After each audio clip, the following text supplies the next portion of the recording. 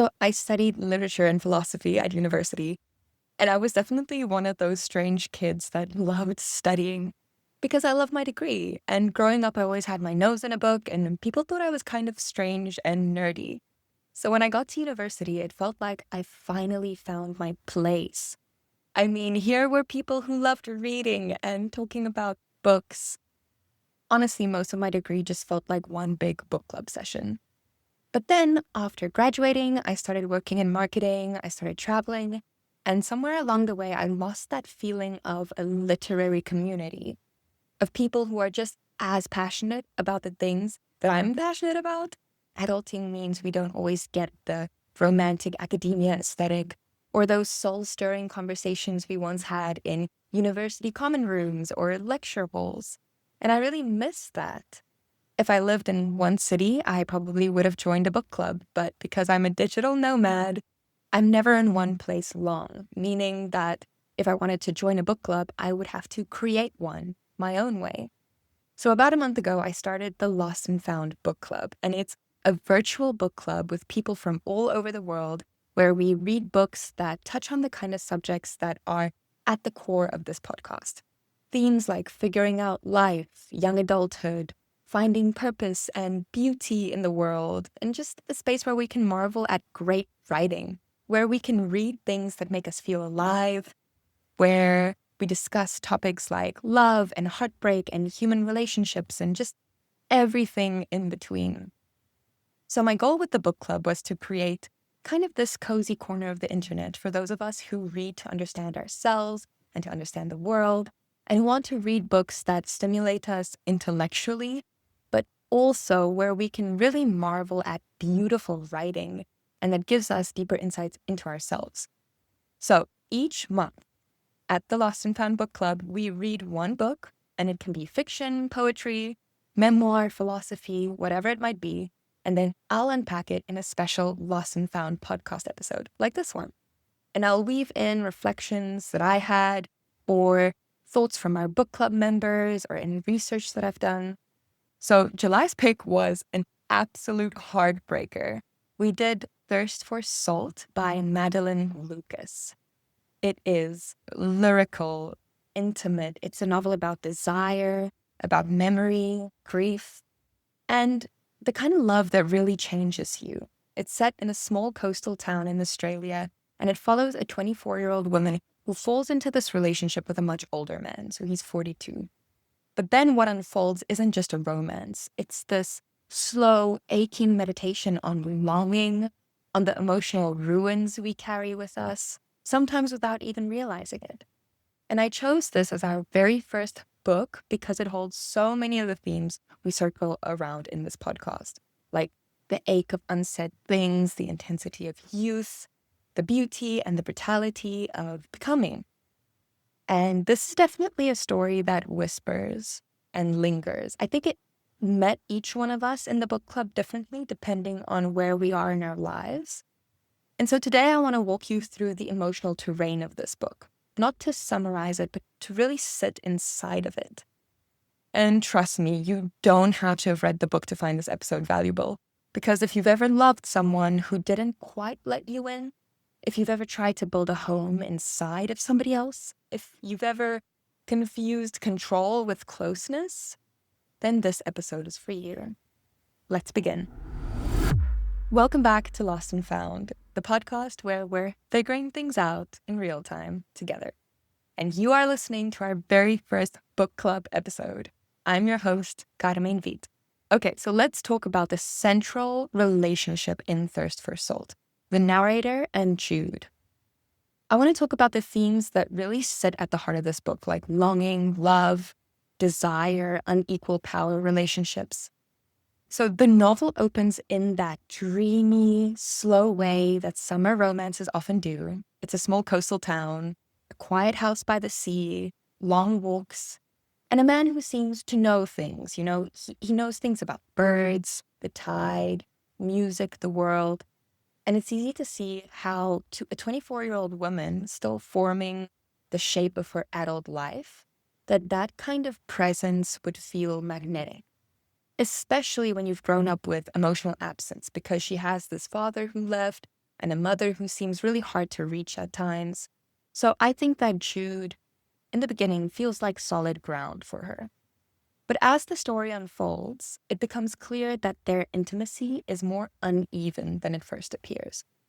And that's what's so quietly devastating about this book. It doesn't shout its tension at us. It creeps in slowly through silences and half-truths, the kind of betrayals that are so subtle, you almost can't blame Jude for them at first.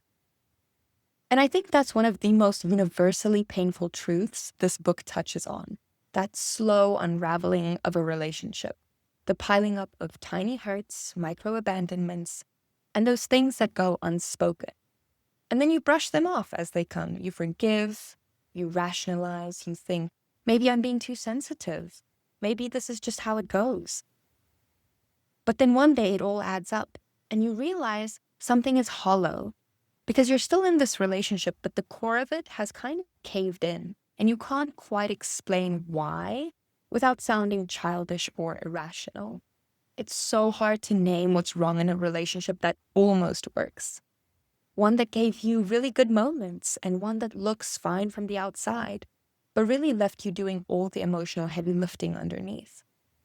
So the relationship between the narrator and Jude, and I'll pause here to note that the narrator is never named, which is, I think, very intentional. It's an intentional and powerful choice by the author, and we'll come back to that. But firstly, her and Jude's relationship. Like so many, it starts off as a complete high. For her, it almost feels like a secret rebellion. You know, it's intoxicatingly adult. She's with this 42-year-old man who has a house, a routine. He has this quiet wisdom about him. And he chooses her. He desires her. And that matters because she tells us that before Jude, she had never truly felt desired or felt true desire for somebody else. And I think it's worth pausing on that for a second.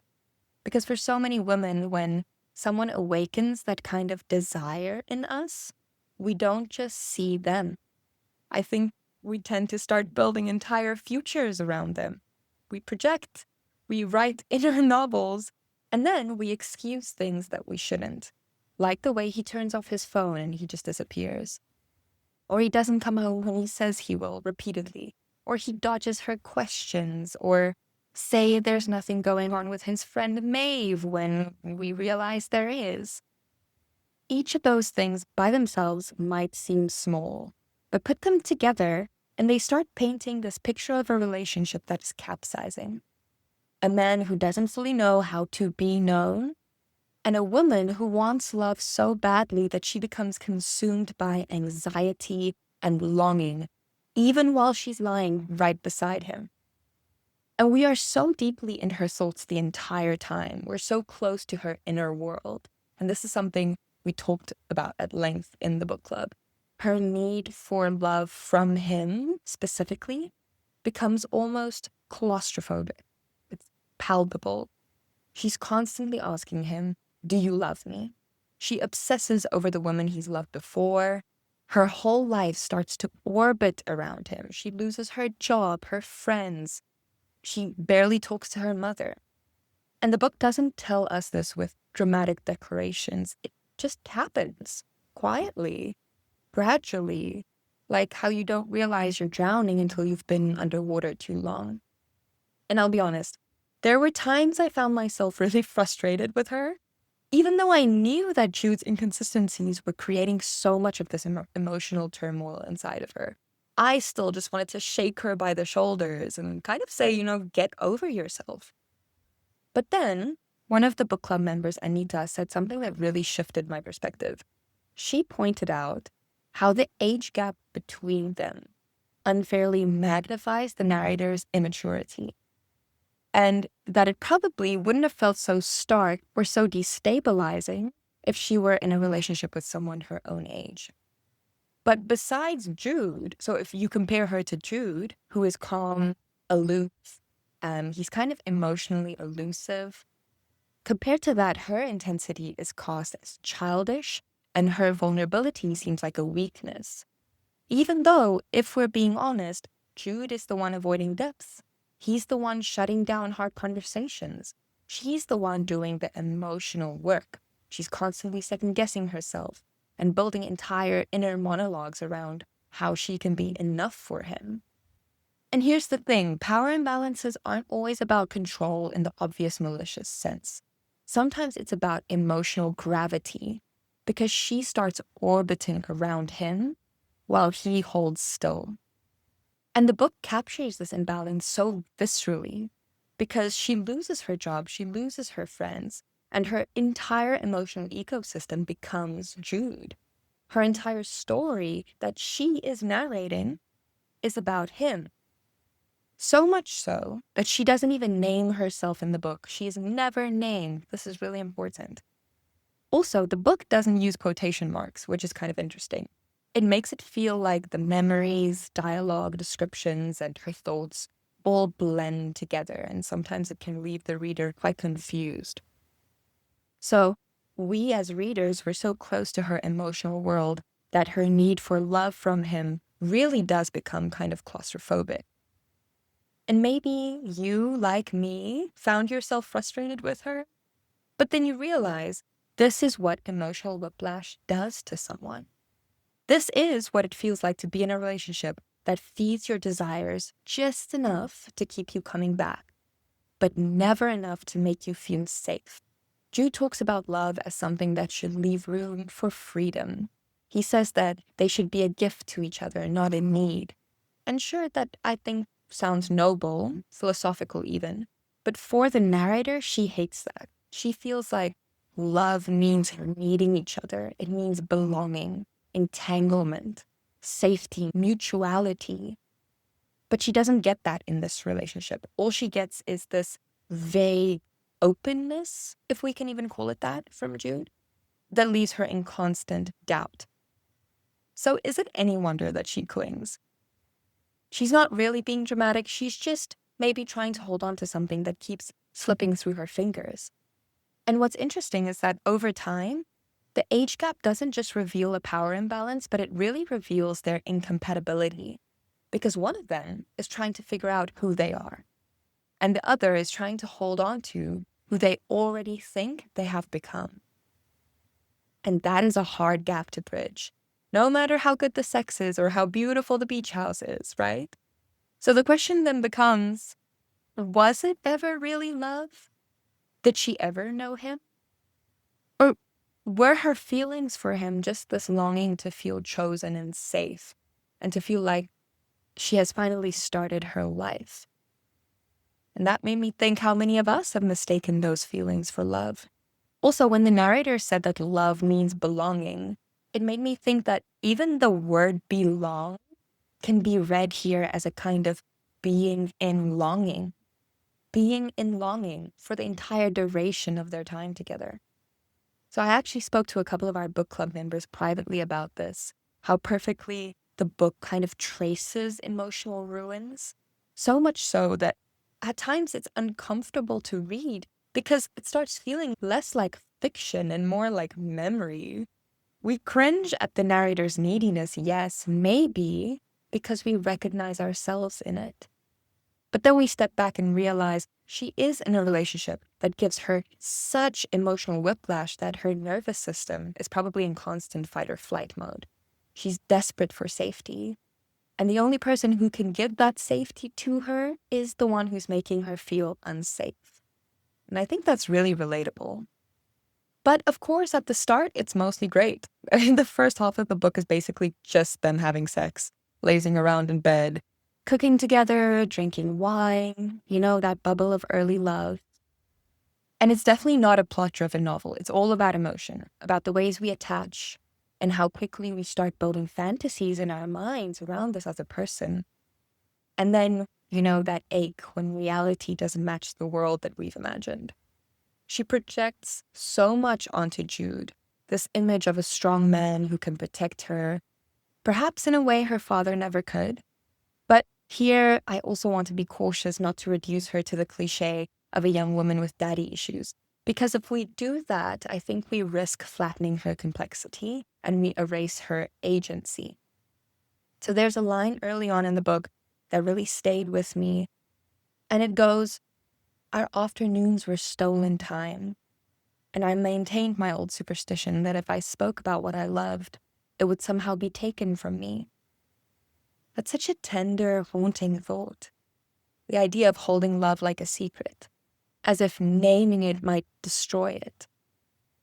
And that fear feels so familiar, especially if you've been told that wanting too much makes you difficult, that being vocal about your love and your needs and your desire is dangerous somehow. But I don't think she's afraid of Jude. I think she's afraid of what it means to feel this much and not be met there.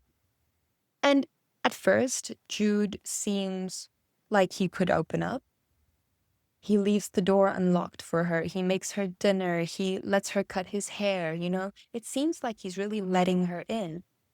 But I think at one point we start wondering if what looks like openness might actually be control. And I'll get into that in a minute. Because he tells her just enough, and he holds the rest back. He never lets her meet his family, never really talks about them even. There's so many lacunae of stuff that goes unsaid, but still she stays. And why? I think because longing, especially in your 20s, can feel like proof that something matters. And I think the narrator, like a lot of us, can mistake the ache for love. Okay, but let's pivot for a second. I want to also talk about the erotic embodiment and go more in depth into this unequal power relationship. So, sensuality is everywhere in this book, and not just in the obvious ways. As I was reading this book, it felt like the air was thick with sensuality. Salt on skin, bare legs tangled under linen sheets, morning coffee, lingering kisses, and then burning desire. I mean, just the way Lucas writes touch, the way she describes lust. It's really a deeply embodied book. You feel the narrator's longing not just in her words, but in her body, in the way she moves, aches, and unravels. And what I found so fascinating is how the erotic in Thirst for Salt does something very specific. Yes, it heightens the senses, but it also haunts. So desire in this novel is not just about closeness. It's about danger, exposure, risk, what is left behind after that fades, after the love fades. Right from the beginning, Jude is framed through both longing and threat. Think about their very first meeting. It's so charged with symbolism. So they meet in the ocean, a place that is beautiful, but also unpredictable, borderless. It is vast. And he sees her before she sees him. She's floating in the ocean, and then she catches him watching her. Later, he jokingly calls her shark bait. It's playful, but also, if you think about it, unsettling. Because that made me think, is the author foreshadowing something here? Is Jude the shark? Or is he the savior? Or both? Because, yes, he helps her when she's stung by the blue-bottle jellyfish. This literal moment of her body in pain, he becomes the protector. But then, that moment becomes something she returns to again and again. This kind of eroticized wound. And at one point she says, and I quote, "Desire wounds, and I had felt its blue sting, the thought of him all day, like pushing on a bruise." There's something so powerful in that metaphor. That longing hurts, that wanting someone becomes this repetitive, obsessive return to pain, a bruise that you keep pressing just to feel something. And that wound, emotional, erotic, psychological, is carried in the body. That's what I think this book does so well. So many of the turning points happen not just in the mind, but through her body. The sting, the kiss that she initiates, and then later on, the abortion, which I'll talk about in one of our final sections. But it's interesting how her anxiety isn't just abstract. It sits in her chest. It makes her restless. It shows up in the way she walks, how she needs, how she waits for him. So yes, this is a very internal novel. We're definitely kind of caught in her subjectivity, but also it's an embodied one because you feel trapped inside of her body, inside of her senses, her loneliness, her heartbeat almost. And that brings me to the power imbalance. Because while the erotic creates this illusion of equality, two bodies, two desires, it seems like they meet each other in a similar level of desire. The emotional undercurrent is far more complicated. Because Jude is 42 and she's 24, he's had entire lives before her, but she's only just stepping into her own. And even though she makes the first move, she kisses him in his kitchen, right? Even though she does that, we do start to realize as the story unfolds that Jude has curated the conditions for her twofold. He starts off the flirtation, keeps his routines predictable, his house open. He looks for her in the public spaces of Sailor's Beach. He watches her with a very intentional intensity. And his affection is always just present enough to make her feel safe, but never fully known. And it's definitely not overt manipulation. I don't think we see flashing red flags from the beginning. But there's this chilling sense of what I want to call plausible deniability. Like he knows exactly how much to give to her to keep her tethered. He frames himself as this steady, thoughtful pillar of the community, but then he disappears without warning. He turns off his phone. When she asks him, does he love her, he really always just deflects the question, saying stuff like, if I didn't love you, would I be in bed with you? Which hurts. That evasion, it's never a full answer. But then when she gets upset by anything he does, he becomes the calm one, right? The reasonable one. The one who said, oh, love is built on trust. Love must leave room for freedom. And on the surface, it sounds beautiful until you realize that he's now reframed the issue, not as him being unpredictable, not being able to show up for her, but he's framing it as she is the one who cannot trust him. And one of our book club members, Chardonnay, said something I keep thinking about. She said, what looks like his openness might actually just be a subtle form of control. Because if he was really vulnerable, he wouldn't just leave the door open, he would actually give her a key.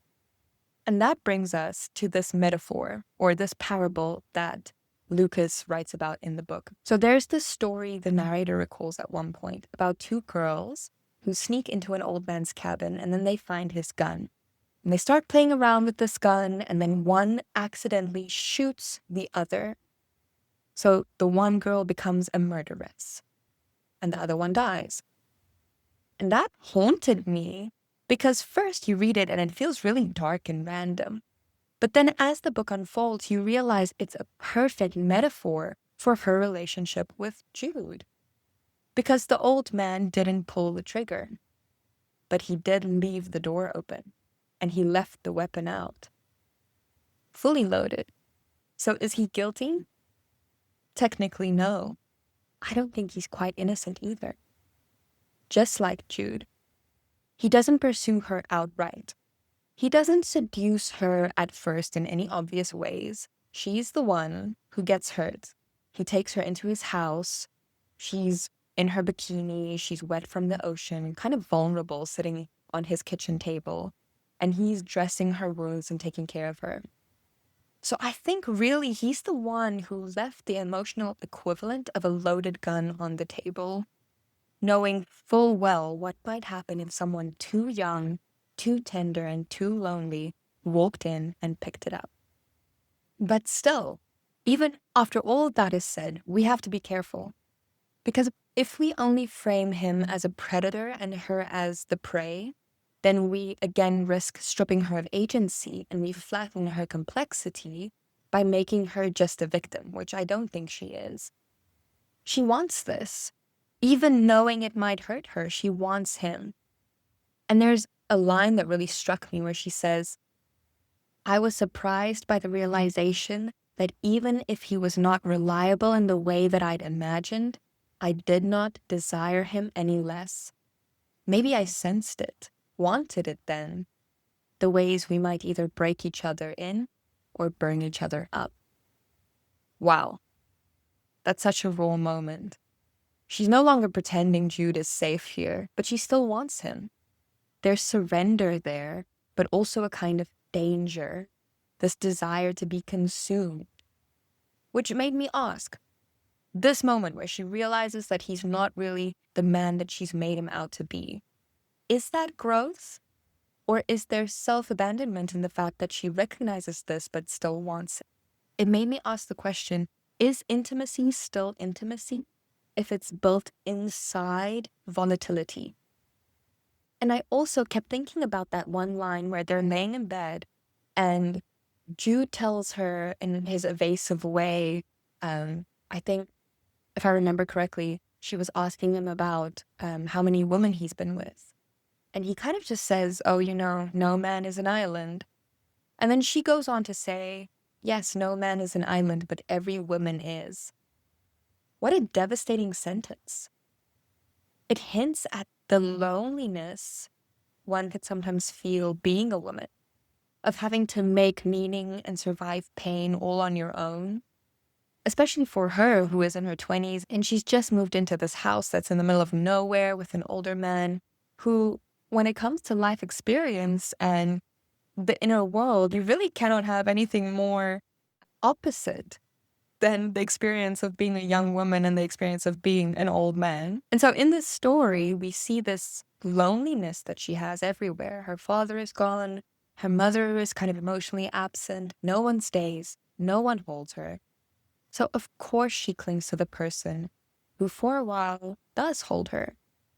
And maybe that's what makes this book so hard to read at times, because it shows us what it means to love from a place of scarcity, to mistake attention for intimacy, to feel desire so strongly that you surrender your center just to stay close. And I don't know, maybe that's why it lingered for so many of us, because we've all had someone who felt like both the ocean and the sting. Okay, before we talk about the abortion and that moment that shifts everything, I want to pause and talk about something that's woven quietly through the whole middle of the novel. Her desire for a child. Or maybe more accurately, her desire for a life that includes one. Because I think that at the start of the book, she's this dreamy, slightly untethered 24-year-old who talks about wanting to live in Europe and smoke cigarettes and wear dark eyeliner. She has all these visions of a big, romantic, creative life, and she wants to do her PhD. But then she moves in with Jude. And slowly, subtly, that vision starts to shrink. She starts fantasizing about wanting a baby and staying at his house in Sailor's Beach and baking bread and raising a dog and maybe eventually a child. And it makes you pause because does she really want those things? Or does she want something that will keep Jude tethered to her? Something that will make their love feel solid? And something that might make him stay? Because even though she doesn't fall pregnant during the relationship, they do get this dog, King, this massive old grizzled creature with a failing heart.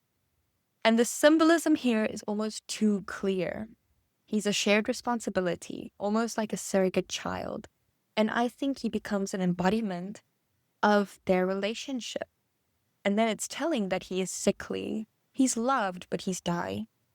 King becomes this third member of their little household, but he's fragile and eventually he also passes away. So he dies.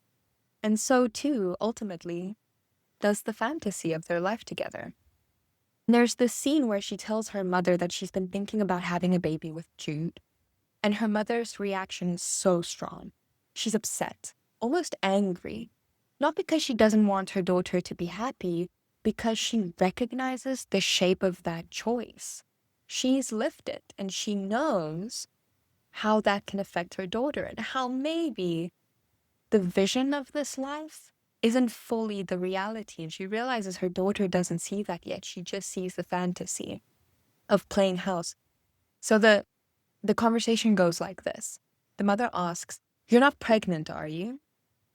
Of course not, I said, though once again I was struck by her uncanny ability to intuit what in some secret part of myself I wanted. My mother, a divining rod for my desires. I wanted to add, would it be so bad if I was?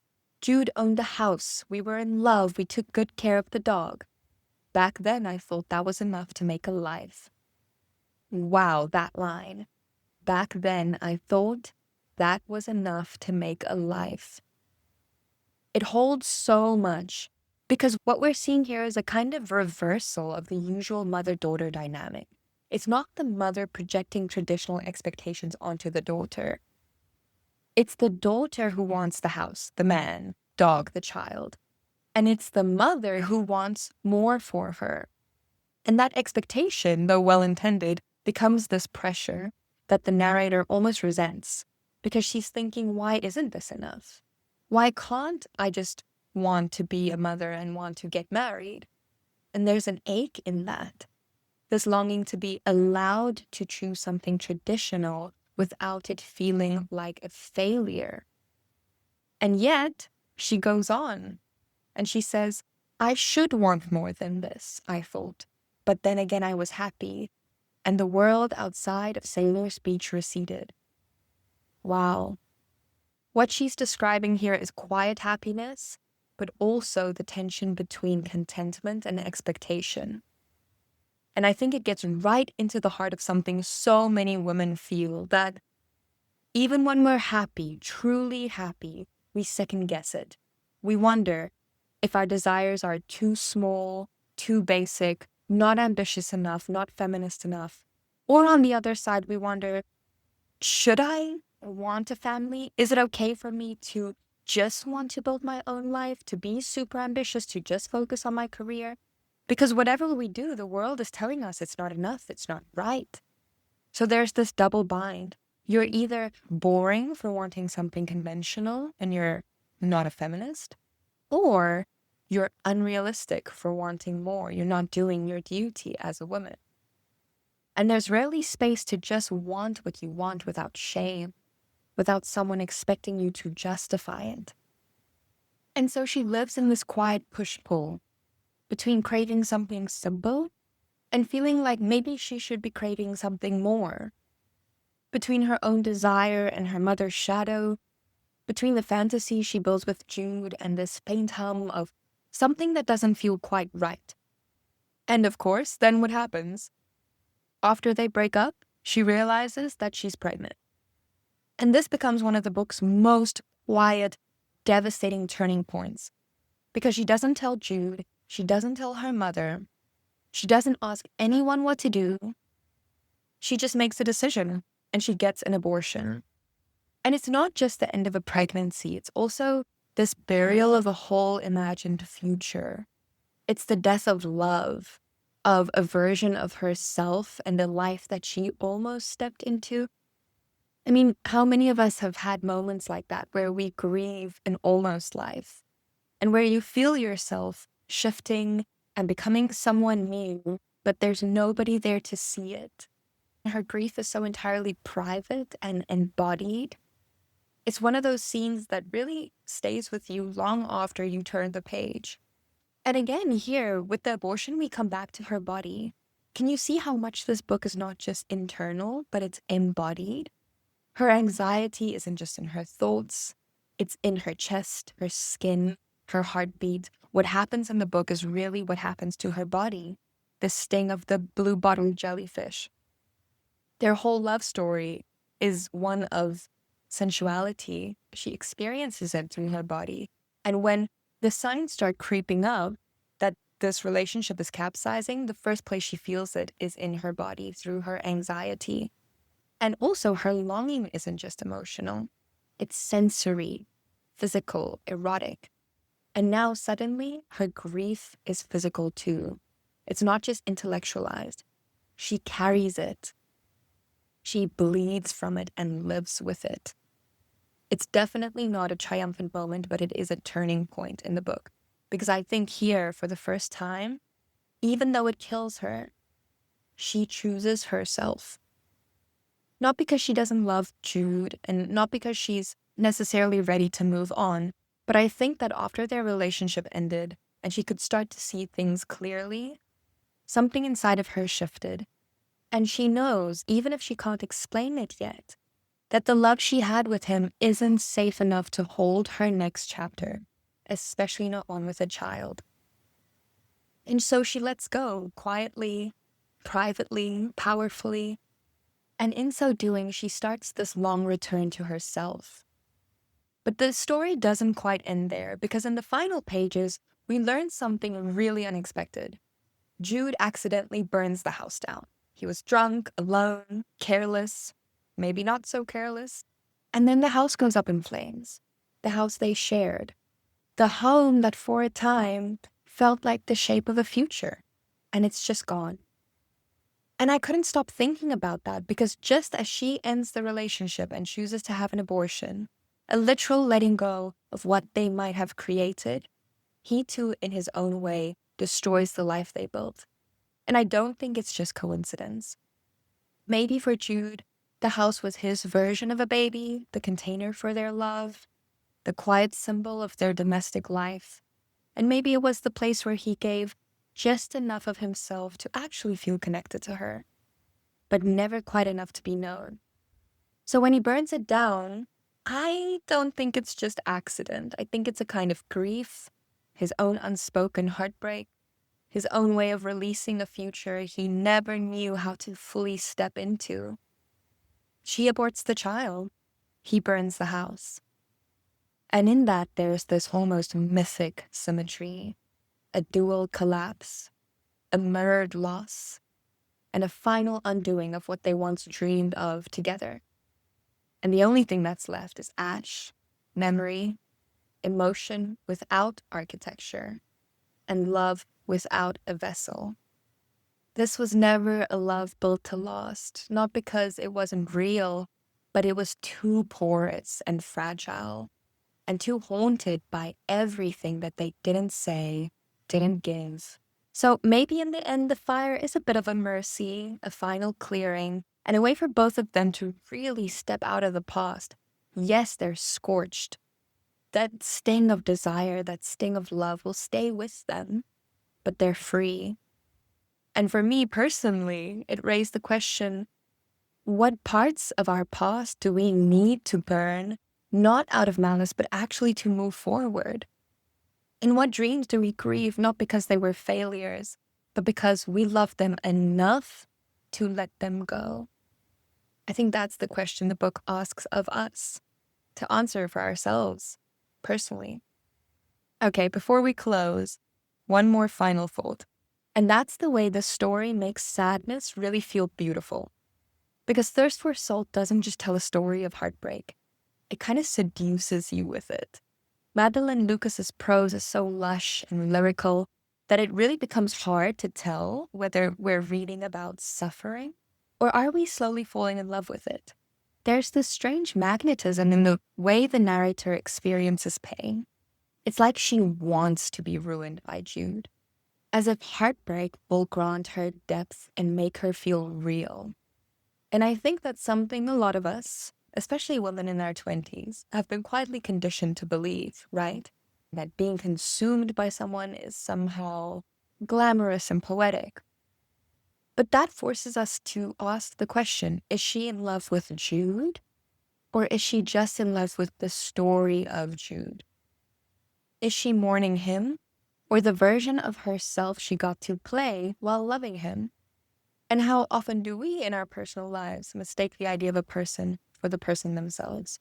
There's something so familiar here, especially for those of us who came of age, during the Tumblr era. That culture of soft, sad girls smoking on balconies and quoting Sylvia Plath and wearing smudged eyeliner and thinking heartbreak is some kind of badge of honor. That romanticization of melancholy and yearning, of ache as aesthetic. And Lucas really captures that vibe perfectly.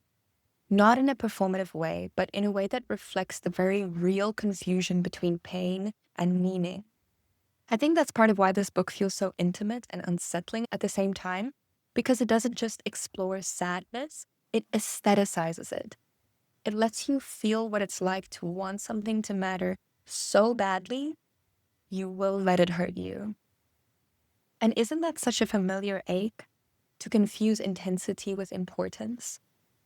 That one line, the thought of him all day like pushing on a bruise.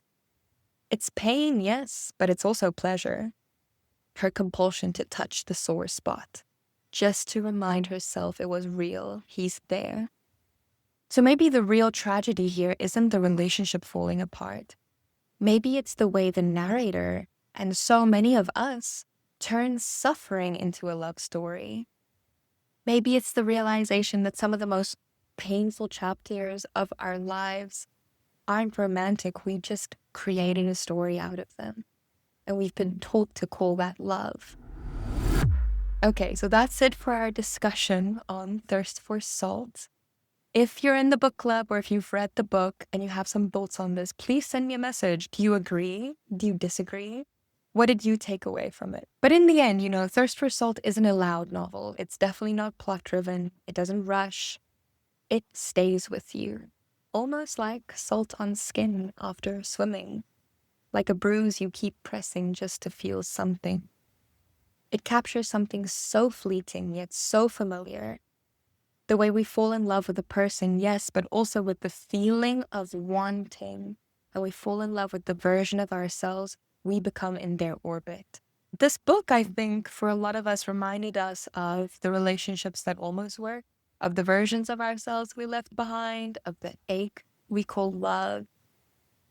And if you're in your 20s, or even if you're not, I hope this episode made you feel less alone in whatever stage of longing or love or becoming you're in, because that's really what Lost and Found is about, and what the book club is about, because we read to understand ourselves, to name what we couldn't name before, to touch those soft, unspoken places and say, yeah, me too. We feel less alone in our emotions that can feel so confusing at this time of our lives. And that's why I started the book club. So thank you for being here and for listening.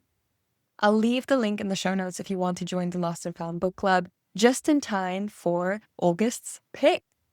Okay, now for the big reveal. Our pick for August is A Certain Hunger by Chelsea G. Summers. This one is different. It's a little darker, but I think you're going to love it. It's sharp and provocative and gorgeously written. So it's told from the point of view of this high-end food writer who also happens to be a cannibalistic serial killer. Yeah, you heard that right. But before you run and think that this one isn't for you, it's not just gore for the sake of gore or for the sake of shock. It's really a biting, satirical, feminist meditation on hunger, desire, and what it means to be an unapologetically complex woman in a world that expects us to be palatable. So think My Year of Rest and Relaxation meets Gone Girl, filtered through a kind of wine-soaked, knife-sharp monologue that's as funny as it is disturbing. So we're definitely going from soft grief to feral appetite, and I'm here for it. I hope you are too. So grab a copy, sharpen your forks, and let's read something deliciously unhinged together. And then next month, we'll be talking about it right here. Until then, keep reading, keep feeling, and don't forget to get a little bit lost. That's where the magic finds you. Until next time.